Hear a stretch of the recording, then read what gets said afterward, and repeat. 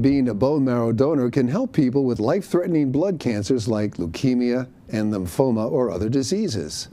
Bone marrow donation used to be a more invasive procedure, but the technology has changed a lot over the years, and PACTV Community News visited a blood center to see how the process works. It's about a year or so ago I got called because I found out I was a match for a recipient, and I said yes to donate. There, the collection will go up here into this bag.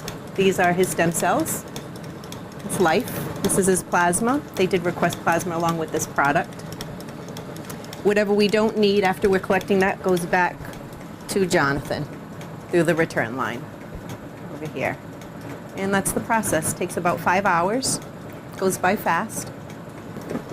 The stem cells will go to someone who has they've gone through chemotherapy, their immune system has been wiped out. When this is transfused, just like a normal unit of blood would be transfused into someone through an IV, it goes right to their marrow, starts producing the stem cells, and gives the recipient an opportunity to go into remission. Went through all of the entire process, knowing that as long as I could do it, I'd do it. I would never say no. It's been a great experience to go through the process that I've been going through. You know, it's 5 hours that I can help donate and help save somebody's life and help a family out, and it's no time to me. It's all worth it in the end.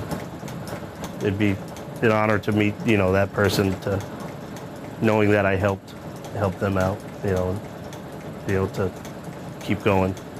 And the doctor came in with a really somber look on his face and tears in his eyes. And it was just supposed to be a routine checkup, and he informed me that my cancer had relapsed, it had come back.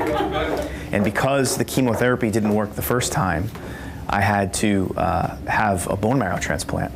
The marrow is delivered to my room, it's transfused into my body, and her marrow starts to regenerate inside of my body.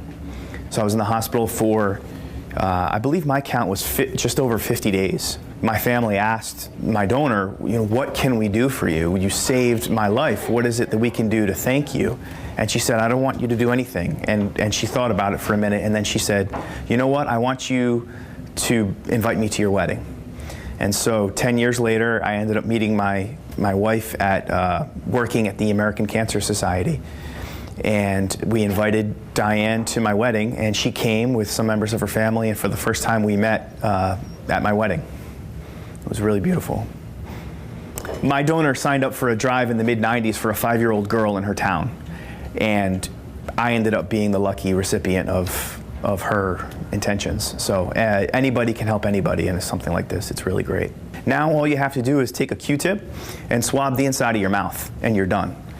So anybody can do it, and there's really no reason to be afraid. And if you're lucky enough to get called to donate, it's beautiful because it used to involve a very intense procedure where you'd go in for an outpatient surgery, and they'd put a needle in your hip and extract a bunch of marrow out of your hip. And now a lot of people can donate the way Jonathan was donating, where you simply sit down and they put a needle in one arm and a needle in another arm. So it's a lot less intimidating for potential donors, and it's certainly a lot easier to register with a Q-tip. Learn more about the need and importance of bone marrow donation online at marrow.org. PACTV will be holding a bone marrow registry on Tuesday, February 12th from 4 to 7 p.m. for people aged 18 to 44.